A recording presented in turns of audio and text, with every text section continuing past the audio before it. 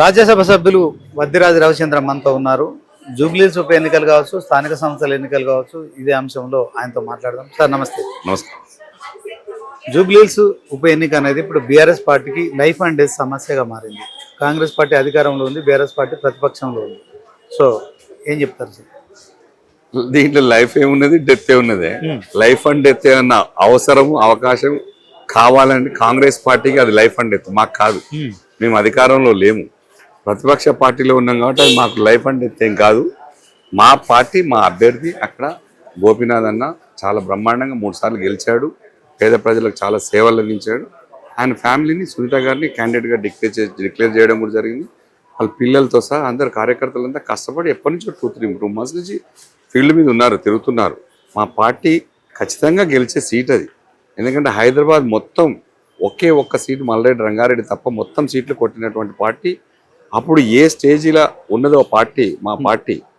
అంటే మేము ప్రతిపక్ష పాత్ర పోషించినప్పటికీ అప్పటికంటే కూడా ఇప్పుడు కాంగ్రెస్ పార్టీ చాలా వీక్గా ఉన్నది, మేము చాలా మెరుగ్గా ఉన్నాం.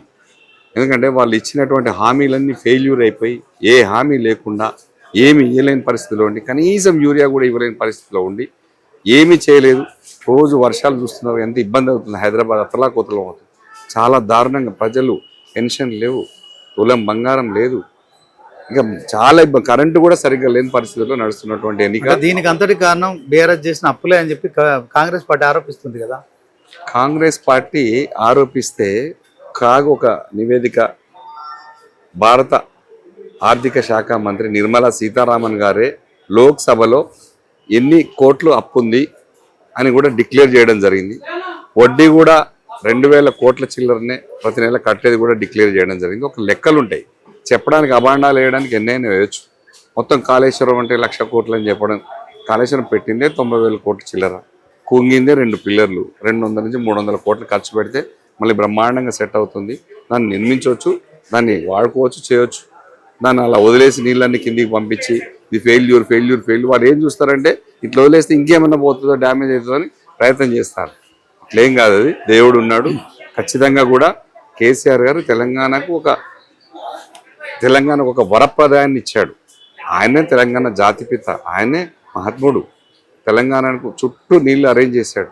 గోదావరి నుంచి కానీ, కృష్ణా నుంచి కానీ ఎక్కడికక్కడ ప్రాజెక్టులు కట్టి అనేక ఫెసిలిటీస్ ఇచ్చి రైతు ధాన్యాన్ని 35 లక్షల టన్నుల ధాన్యం నుంచి 3 కోట్ల టన్నులకు పండే విధంగా ఏర్పాటు చేసినటువంటి కేసీఆర్ గారు ఈ రాష్ట్రం ఏం కోల్పోయింది బీఆర్ఎస్ ప్రభుత్వం లేకపోయేసరికి ప్రజలు ఎంత ఆందోళనగా ఉన్నారో, మళ్ళీ ఇమీడియట్గా ఎలక్షన్లు వస్తే బాగుండు, కేసీఆర్ గారు మళ్ళీ ఒకసారి ముఖ్యమంత్రి అయితే బాగుండు అనేది ప్రజల కోరిక ఉంది.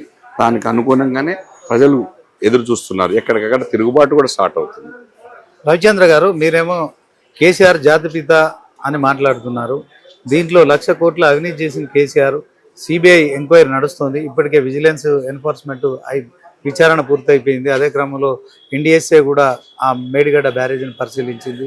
ఇక మరొకసారి judicial enquiry, justice P C Ghosh commission నివేదిక కూడా ఆధారంగా సిబిఐ ఇప్పుడు విచారణ చేస్తోంది. కేసీఆర్ జైలుకి వెళ్తాడు తప్పకుండా, ఇందులో అవినీతి జరిగిందని కాంగ్రెస్ ఆరోపిస్తుంది కదా.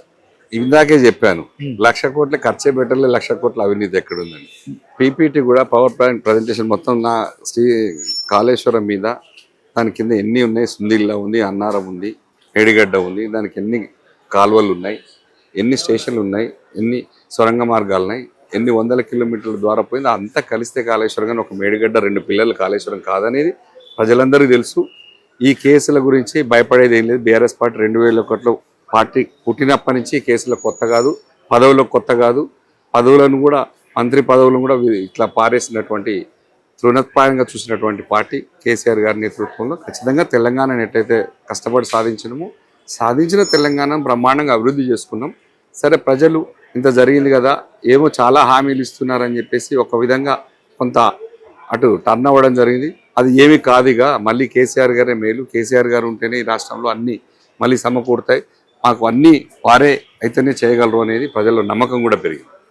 ఫార్ములా ఈ కార్ రేస్ విషయంలో కేటీఆర్, కాళేశ్వరంలో కేసీఆర్, వీళ్ళందరూ టెలిఫోన్ ట్యాపింగ్, ఇట్లాంటి అనేక ఆరోపణల నేపథ్యంలో సో బీఆర్ఎస్ నాయకత్వం పై కావచ్చు, తర్వాత మరి ఈ మధ్య కాలంలో కల్వకుంట్ల కవిత గారు, కేసీఆర్ ఏకైక కుమార్తె కూడా పార్టీకి రాజీనామా చేయడం, ఆమెను సస్పెండ్ చేయడం, ఇలాంటి పరిణామాలన్నీ చూస్తే బీఆర్ఎస్ పార్టీకి ఉనికికి ఏదైనా ప్రమాదం జరిగే పరిస్థితి ఉందని అంటే ప్రచారం జరుగుతున్న దాని ప్రకారం ఏం చెప్తారు?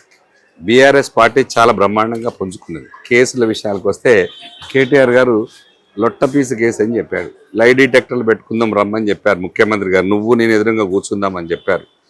కేసులు ఎదుర్కోవడం, ఒకసారి అధికారం నుంచి పోయినాక కొత్తగా వచ్చిన పార్టీ వాళ్ళు అధికారం రాగానే పాత వాళ్ళ మీద, పోయినటువంటి ప్రభుత్వాల మీద కేసులు వేయడం, కక్ష సాధింపు ధోరణితో పోవడం అనేక రాష్ట్రాల్లో జరుగుతుంది. కాకపోతే ఇక్కడ ఒక కొంచెం ఎక్కువ, మీకు తెలుసు రేవంత్ రెడ్డి గారు ఎట్లున్నారో, ఆయన ఎట్లాంటి ముఖ్యమంత్రో, అణచివేత కార్యక్రమాలు, కక్ష సాధింపు ఎక్కువ కలిగినటువంటి రేవంత్ రెడ్డి గారు దాన్ని ఎక్కువగా చూపెడుతున్నారు తప్ప ఇవన్నీ ఎందుకు చేస్తున్నాడు అని అంటే దానికి ఒక బలమైన కారణం డైవర్షన్ పాలిటిక్స్. ఈ కేసులు ఇవన్నీ ముందు పెడితే అక్కడ సరిగా రూలింగ్ చేయలేకనో, డబ్బులు లేకనో, అనేక ప్రాబ్లమ్స్ సాల్వ్ చేయలేకనో ఇలాంటి ఇబ్బందులు ఎదుర్కొంటున్నారు కాబట్టి దాన్ని రోజుకో విధంగా డైవర్ట్ చేస్తున్నటువంటి ముఖ్యమంత్రి గారి పాలసీ అది. అందులో భాగమే తప్ప వేరే ఉద్దేశం ఏం లేదు. కేసీఆర్ గారు చాలా బ్రహ్మాండంగా పాలించారు. ప్రజలు ఏం కోల్పోయారో ఎదురు చూస్తున్నారు దాన్ని మళ్ళీ తెచ్చుకోవడానికి.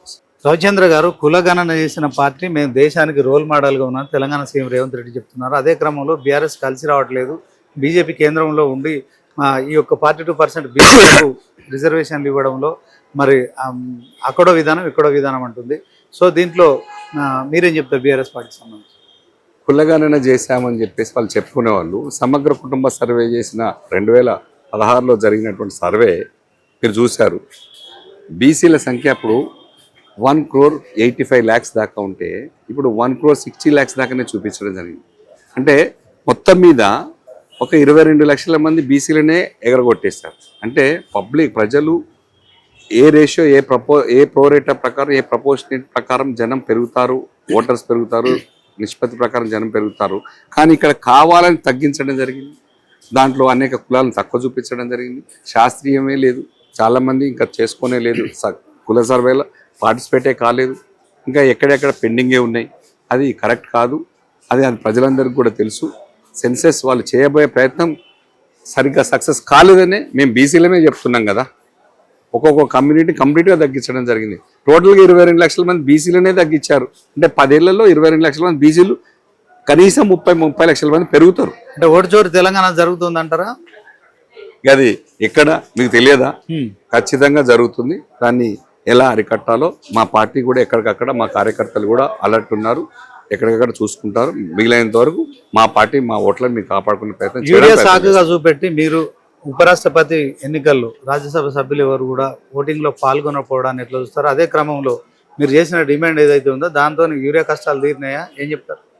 యూరియా అని కాదు, మేము ఇద్దరికి సమాన దూరంగా ఉండాలి, ఢిల్లీ పార్టీలకు సమాన దూరంగా ఉండాలని భావించాం. మా పార్టీ నిర్ణయం తీసుకుంది. ఎందుకంటే ఇక్కడ జరుగుతున్నటువంటి మా అభివృద్ధికి మా తెలంగాణ రాష్ట్ర ప్రజలే మా బాసులు, తెలంగాణ ప్రజలే మా నిర్ణేతలు. ఈ రాష్ట్రంలో తెలంగాణ ప్రజల కోసం పుట్టినటువంటి పార్టీ బీఆర్ఎస్ కాబట్టి మాకు ఢిల్లీ వాళ్ళు ఏం బాసులు కాదు కాబట్టి ఈ దీంట్లో పార్టిసిపేట్ చేయకుండా ఉంటేనే మాకు ఇక్కడ ఒక మంచిగా ఉంటుందని చెప్పి భావించి నిర్ణయం తీసుకుంది తప్ప వేరే ఉద్దేశం ఇంకా. మహిళలకు బతుకమ్మ చీరలు ఇచ్చేవారు. ఇప్పుడున్న పరిస్థితుల్లో ఒకవైపు వర్షాలు, మరొక వైపు యూరియా కష్టాలు, మరొక వైపు మరి మహిళలకు ఇచ్చిన హామీలు ఏవి కాంగ్రెస్ ప్రభుత్వం నెరవేర్చట్లేదు. ఈ అంశాలన్నీ మీకు ఎలా కనిపిస్తుంది?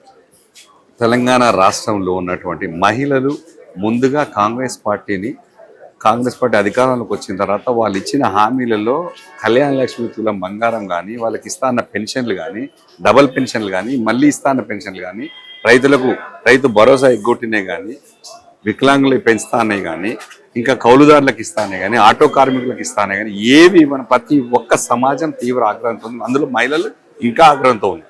నువ్వు అధికారంలోకి వచ్చి ఎన్ని రోజులు అవుతుంది? బతుకమ్మ చీరలు గతంలో బీఆర్ఎస్ పార్టీ ప్రభుత్వం లాగా ప్రభుత్వ పథకం కింద ఇచ్చింది తప్ప కేసీఆర్ గారి చీరలు, కేటీఆర్ చీరలు అని ఇవ్వలేదు. మీరు కూడా ఇప్పుడు తెలంగాణ ప్రభుత్వ చీరలను ఇవ్వాల్సింది. ఇందిరమ్మ పథకము, ఇందిరమ్మ చీరలను ఇక్కడ పేరు పెట్టడం, ఆ చీరలు చాలా మందికి కూడా తీసుకోవడానికి కూడా ఇష్టం లేదు.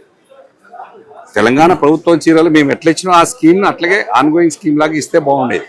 దాని మీద ప్రజలు ఇంకోటి బతుకమ్మ పండుగను మేము చేసినంత గొప్పగా, బీఆర్ఎస్ పార్టీ చేస్తున్నంత గొప్పగా, ఆనందంగా ఇది ఒక సెలబ్రేట్ వాళ్ళు చేయడానికి ముందుకు రావట్లేదు. ముందుగా అది చాలా దారుణం.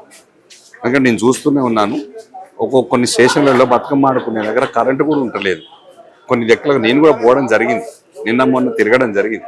అది వాళ్ళు కూడా మహిళలు కూడా చూస్తున్నారు. ముందుగా మహిళా ఓటర్లకు ఇప్పుడు మహిళా లోకాన్ని అందరి మా సోదరి ముందు చెల్లెళ్ళు అక్కలు అమ్మలు అందరికి కూడా బతుకమ్మ పండుగ శుభాకాంక్షలతో పాటు దేవి శరన్నవరోత్సవాల శుభాకాంక్షలు, విజయదశమి శుభాకాంక్షలు అందరికి కూడా తెలియజేస్తున్నాం. మెట్రో ఇష్యూను మీరు ఎట్లా చూస్తారు? ఎల్ఎన్టీ కంపెనీ నుంచి అవుట్ నుంచి అని చెప్పి వార్తలు వస్తున్నాయి, దీన్ని ఏం చెప్తారు? ఇప్పుడు మీకే అర్థమైంది. ఇందాక మా వర్కింగ్ ప్రెసిడెంట్ గారు కేటీఆర్ గారు మీకు చాలా వివరంగా చెప్పారు.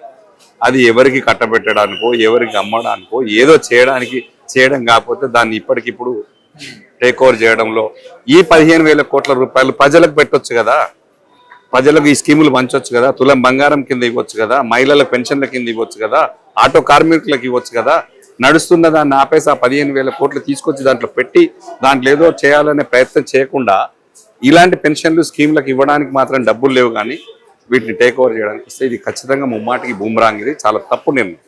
10 మంది పార్టీ మారిన ఎమ్మెల్యేల విషయంలో బీఆర్ఎస్ ప్రభుత్వం ఇప్పుడు ఏ నిర్ణయంతో ఉంది? సో వాళ్ళంతా కూడా మరి మేము బీఆర్ఎస్ పార్టీలో ఉన్నామని చెప్పడం కావచ్చు, అదే క్రమంలో ఏం చెప్తారు? అసలు వాళ్ళకు నిజానికి కూడా బీఆర్ఎస్ పార్టీ మా పార్టీ నుంచి పోయిన వాళ్ళు పెద్ద మనుషులు కూడా మేము ఏ పార్టీలోనో మా స్పీకర్ గారు చెప్తారు అనడంలోనే వాళ్ళు స్వతంత్రం కోల్పోయారు. వాళ్ళు ఏ పార్టీలోనో స్పీకర్ గారు నిర్ణయిస్తా అంటే వాళ్ళు ఇక ఏ పార్టీలో ఉన్నట్టు, వాళ్ళు ఏ పార్టీలోనో చెప్పుకోలేని పరిస్థితిలో ఉన్నారు. ఖచ్చితంగా కూడా ప్రజలు చూస్తూనే ఉన్నారు. ఇవన్నిటికీ తెలంగాణ రాష్ట్ర ప్రజలు సంసిద్ధంగా ఉన్నారు. జూబ్లీహిల్స్ ఎలక్షన్ కానీ, స్థానిక సంస్థల ఎలక్షన్ కానీ, ఏ ఎలక్షన్ వచ్చినా సరే ప్రజలు బీఆర్ఎస్ పార్టీకి పట్టం కట్టడానికి సిద్ధంగా ఉన్నారు, విసిగిపోయి ఉన్నారు. అంటే కొంతమంది ఎమ్మెల్యేలు మేము ఇంకా బీఆర్ఎస్ పార్టీలో ఉన్నామని చెప్తున్న క్రమంలో వారి పట్ల బీఆర్ఎస్ నిర్ణయం ఎలా ఉండబోతుంది? తెలంగాణ రాష్ట్ర ప్రజలు ఏం నిర్ణయం చేస్తారో ఆ నిర్ణయాన్ని మేము ఫాలో అవుతాం. ఎందుకంటే వాళ్ళు గెలిచింది ఎక్కడ, ఉన్నది ఎక్కడ. నిజంగా వాళ్ళు బీఆర్ఎస్ పార్టీలో ఉంటే గులాబీ కండు వేసుకొని రోజు పార్టీ మీటింగ్లకు ఇక్కడ రావాలి, ప్రజల దగ్గర పోవాలి. మేము బీఆర్ఎస్ పార్టీలోనే ఉన్నాము అని ప్రజల దగ్గర పోయి కార్యకర్తలు ఓటేసిన ప్రజలు ఒప్పుకుంటే అప్పుడు మాట్లాడదాం. అప్పుడు మాట్లాడదాం. ప్రజల దగ్గరికి వెళ్ళి మేము బీఆర్ఎస్ పార్టీలోనే ఉన్నామని వాళ్ళ కాన్స్టిట్యున్సీలలో చెప్పుకొని తిరగమనండి, అప్పుడు మాట్లాడదాం. కేవలం పార్టీ మారి అధికారం కోసమే, కాన్స్టిట్యున్సీ డెవలప్మెంట్ కోసమే పోయామని చెప్పడం ఇది కరెక్ట్ కాదు. దాన్ని ప్రజలు చూస్తున్నారు, గుర్తుపెట్టుకుంటారు. జూబ్లీహిల్స్ ఉప ఎన్నికతో పాటు పార్టీ మారిన ఎన్నికల అసెంబ్లీకి సంబంధించి ఎమ్మెల్యేల విషయంలో అసెంబ్లీ ఎన్నికలు కనుక వస్తే ఎన్ని సీట్లు మీరు గెలుచుకుంటారు? ఖచ్చితంగా అన్ని సీట్లు మేమే గెలుస్తాం. అన్ని సీట్లు బీఆర్ఎస్ పార్టీ గెలుస్తే ప్రజలు సంసిద్ధంగా ఉన్నారు, విసిగిపోయి ఉన్నారు. ఏ ఒక్కరు హ్యాపీగా లేరు, ఏ ఒక్క వర్గం హ్యాపీగా లేదు. ఇది జరిగి తీరుతుంది 100%. బీజేపీ పార్టీ నూతన రాష్ట్ర అధ్యక్షుడు ఎన్ రామచంద్రరావు చెప్తున్నాడు. సో కాంగ్రెస్ బీఆర్ఎస్ లను ప్రజలు వ్యతిరేకిస్తున్నారు. సో రానున్న రోజుల్లో బీజేపీనే అన్ని ఎన్నికల్లో గెలుస్తుంది, ముఖ్యమంత్రి కూడా బీజేపీ సంబంధించిన వ్యక్తి. బీజేపీ పార్టీ, కాంగ్రెస్ పార్టీ అవి Delhi party. BRS party Telangana రాష్ట్రం కోసమే పుట్టి తెలంగాణ రాష్ట్రాన్ని సాధించిన పార్టీ. 10 ఏళ్ళు సక్సెస్ఫుల్గా తెలంగాణ రాజ్యాన్ని చాలా గొప్పగా అభివృద్ధి చేసినటువంటి పార్టీ. హైదరాబాద్ను ఒక అమెరికా, న్యూయార్క్, న్యూజెర్సీ, డల్లాస్తో పాటు నిలబెట్టినటువంటి పార్టీ. దీన్ని గుర్తుపెట్టుకుంటారు. ఖచ్చితంగా ఢిల్లీ పార్టీలను ధిక్కరిస్తారు. లోకల్ మనం ఇక్కడే ఈ పార్టీ ఈ రాష్ట్రం కోసమే పుట్టినటువంటి పార్టీని మళ్ళీ ఆశీర్వదిస్తారు, గెలిపిస్తారు. ఇది ముమ్మాటికి ఖాయం. ఓకే, జూబ్లీహిల్స్ ఉప ఎన్నిక, స్థానిక సంస్థల ఎన్నికలు, at the same time GHMC ఎన్నికలు కూడా రాబోతున్నాయి. సో దీంట్లో బీఆర్ఎస్ పార్టీ ఏ స్థానంలో ఉంటుంది? మీరు ఒక్కటి ఇందాకే చెప్పిన వివరణ. 2023 డిసెంబర్ రిజల్ట్ తర్వాత అప్పుడు కాంగ్రెస్ పార్టీ అధికారంలోకి వచ్చిన తీరు, అప్పటికే మేము ఈ హైదరాబాద్ కంప్లీట్ క్లీన్ స్వీప్ చేసుకున్నటువంటి రిజల్ట్ మాది. అప్పటికంటే కాంగ్రెస్ పార్టీ ఇంకా చతికిలబడ్డది, బీఆర్ఎస్ పార్టీ ఇంకా లేచి ఉన్నాం, చాలా స్ట్రాంగ్గా ఉన్నాం. ఇక్కడ జరిగే జిహెచ్ఎంసీ ఎన్నిక కానీ, జూబ్లీహిల్స్ కానీ, ఇంకేది జరిగినా కూడా ప్రతిదీ కూడా మేమే గెలుస్తాం. ఖచ్చితంగా మా పార్టీ విజయదుందుకు పోయిస్తాం. అంటే రానున్న అసెంబ్లీ ఎన్నికల్లో బీఆర్ఎస్ పార్టీ పక్కా.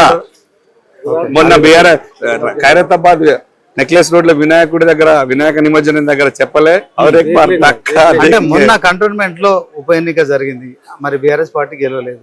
మరి జూబ్లీహిల్స్ ఉప ఎన్నికలో ఎట్లా గెలుస్తుంది మీరేం చెప్తారు? మీరు ఆ రోజు చూశారు. ఒక విధంగా స్థానిక సంస్థలు కానీ ఇవి కానీ బై ఎలక్షన్స్ వస్తే అధికారం ఉన్న పార్టీకి ఉంటుంది అని చెప్పి భావిస్తారు, కానీ అది కోల్పోయింది. ఎందుకంటే ప్రజల దగ్గరికి పోవడానికి కూడా ఫేస్ లేదు కదా. ఇప్పుడు పెన్షన్లు ఇవ్వలేదు, స్కీమ్లు ఇవ్వలేదు, కళ్యాణ లక్ష్మి బంగారం ఇవ్వలేదు. నీకు ఏం స్కీములు ఇంప్లిమెంట్ చేస్తున్నారు చెప్పండి. ఇది ఒక మెట్రో దాన్ని 15,000 కోట్లు పెడితే ప్రజలు ఎంత ఆలోచిస్తారు? దాన్ని పక్క పెట్టి నువ్వు వ్యాపారం దృష్ట్యా ఈ కోణంలోనే ఆలోచిస్తుంది తప్ప ప్రజలకు ఏం అందిస్తే బాగుంటుంది, ప్రజలకు ఏం పాలన ఇస్తే బాగుంటుంది, ఏం చేయుతనిస్తే బాగుంటుంది అనే దృష్టిలో లేరు. వాళ్ళు కూడా ఇంకా 3 ఏళ్ళు ఎట్లా టైం పాస్ చేయాలో ఏమేం చేసుకోవాలనే దృక్పథంతో ఉన్నారు తప్ప ప్రజలను మనం ఆదుకోవాలనే దృక్పథంతో లేరు. మీరు ఆర్థిక విధ్వంసం సృష్టించారు 10 ఏళ్ళు, అందుకనే మేము ఈ యొక్క స్కీమ్స్ ఇంప్లిమెంట్ చేయకపోతున్నాం, ప్రజలకు చెప్తున్నాం అన్ని విషయాలు అని కాంగ్రెస్ వాదిస్తుంది. బ్రహ్మాండంగా తెచ్చిన ప్రతి రూపాయికి విలువనిచ్చి అనేక ప్రాజెక్టులు కట్టాం, సిటీ మొత్తం డెవలప్ చేసాం, అనేక ఫ్లైఓవర్లు కట్టాం, సెక్రటేరియట్లు కట్టాం, ప్రతి జిల్లాలో హెడ్ క్వార్టర్లు కట్టాం, 10 జిల్లాలను 33 జిల్లాలు చేసాం, ప్రతి దిక్కున మెడికల్ కాలేజీలు కట్టాం, అనేక కాలేజీలు ఇవ్వడం జరిగింది. జిల్లాలు 33 జిల్లాలు చాలా గొప్పగా అభివృద్ధి అని హైదరాబాద్తో పోటీ పడుతున్నాయి ఒక్కొక్క జిల్లాలు కూడా.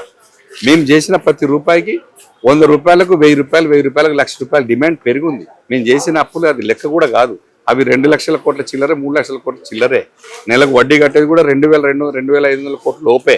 వాళ్ళు చెప్పే లెక్కలన్నీ కాకి లెక్కలు, దొంగ లెక్కలని ఫైనాన్స్ మినిస్టర్ నిర్మలా సీతారామన్ గారే క్లియర్ చేశారు. ఇది లోక్సభ సాక్షిగా జరిగిన రిపోర్ట్. సో మొత్తానికి రాజ్యసభ సభ్యులు వద్దిరాజు రవిచంద్ర చెప్తున్నారు, జూబ్లీస్ ఉప ఎన్నికలతో పాటు అలాగే స్థానిక సంస్థల ఎన్నికలు కావచ్చు, జిహెచ్ఎంసీ ఎన్నికలు కావచ్చు, ఇక 2028లో జరిగే అసెంబ్లీ ఎన్నికల్లో బీఆర్ఎస్ పార్టీ ఘన విజయం సాధిస్తుంది. కాంగ్రెస్ ఇచ్చిన హామీలు ఏవి నెరవేర్చట్లేదు కనుక ప్రజలు తీవ్ర వ్యతిరేకతతో ఉన్నారు. సో కేసీఆరే మళ్ళొకసారి కూడా మరి రావాలనే ప్రజల్లో ఆకాంక్ష బలంగా ఉందనే విశ్వాసాన్ని వ్యక్తం చేస్తున్నారు. కెమెరా పర్సన్ రాజుతో శ్రీనివాస్, 99 టీవీ, తెలంగాణ భవన్ నుంచి.